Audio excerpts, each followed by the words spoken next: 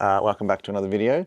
Last week, a couple of days ago, I was doing California Superbike School on level 4 and took both bikes out and started to ride them around.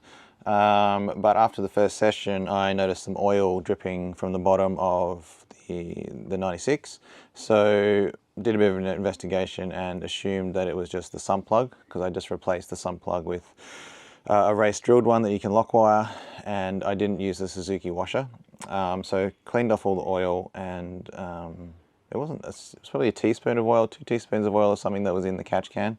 So cleaned all that up and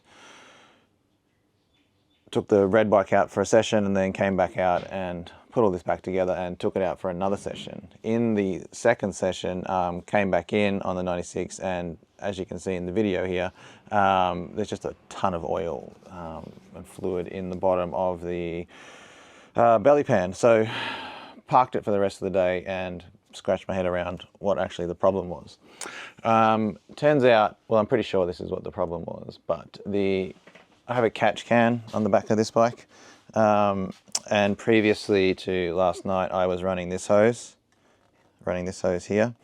So this hose, unfortunately, I wasn't really thinking about it, and I capped it off rather than letting it vent to atmosphere. What things happened is that the pressure's built up in the engine because there's nowhere for the crankcase gases or whatever to escape to. It's not venting properly, and it's just pushing oil out of any space, seals or gasket that it could get to. Which is obviously not ideal. So the plan is now to rectify the venting issue. So I've got to cut this a little bit shorter, but it's just here at the moment. So now from the crankcase breather into the catch can, and then it comes out and vents through this K&N filter. I was running this previously, but the downside to this is what I found before is it let like this little soot kind of build up, oil soot build up inside of the rear of the tail section, and that's why I originally changed this setup in the first place. So anyway, it's a pain. It was a big mistake. Hopefully it's not too bad, and all I need to do is vent this catch can to atmosphere, which is almost pretty much done. I'll take the belly pan and everything off and give all the oil a good clean, start it back up again and see if it leaks. With any luck, I won't have any leaking issues or anything like that. And then I've got another track day on Monday, so I'll take it on Monday and see what the problems are, or see if it's all right. If it is leaking, then it will go back to the mechanic and they'll find and replace whatever seal that it's pushed out or whatever gasket or whatever that it's blown away. So yeah, fingers crossed. This is the problem and solution all sorted, and it'll be fine. But worst case scenario, a few hours, a couple of gaskets, and it should be good. Popular opinion is the engine isn't harmed, so that's pretty good.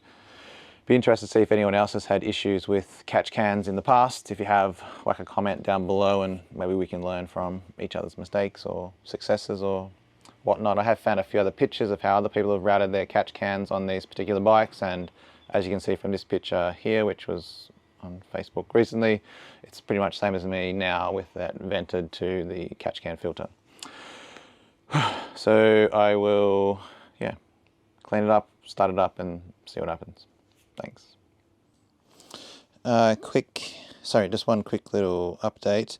For those that were keenly eyed, you would have noticed that this was flipped around the other side. The reason I had it the other way was because it was venting back into the airbox, and the hose to empty the catch can is for some reason at the bottom. On this is at the top now, where I had it flipped around so you could empty it on the bottom. So now you've got the gas coming in, vapor out, and any oil can get trapped in the bottom. So yeah, we should be okay with this setup. So I'll start it up and see if any oil comes out.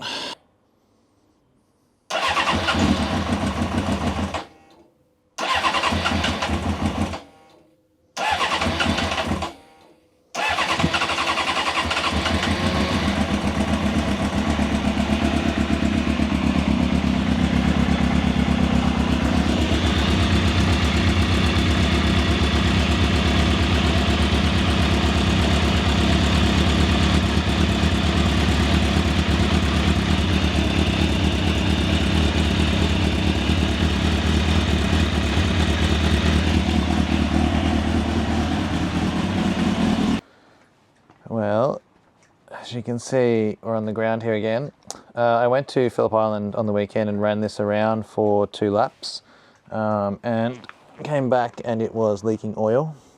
So you can see, oops, you can see in here it's pretty shiny and there's oil and everything dripping on the floor. It's a bit hard to see, but you can see the coolant dripping off there. So I think we both have a coolant leak and an oil leak. And I believe it's probably the gasket at the back of the water pump cover here is where the oil's leaking from. And then I suspect the main seal off the drive shaft there. And then I think the main seal off the drive shaft is probably also leaking. So you can see oil and stuff. Looks to me like it's coming, yeah, it looks to me like it's coming from the drive shaft seal or something else in behind up there. So it's off to see Tim over at Mick tomorrow and he can sort it out. But you can see kind of in there it's not very wet or anything inside the engine, and there's no oil leaks or anything at the top of the engine.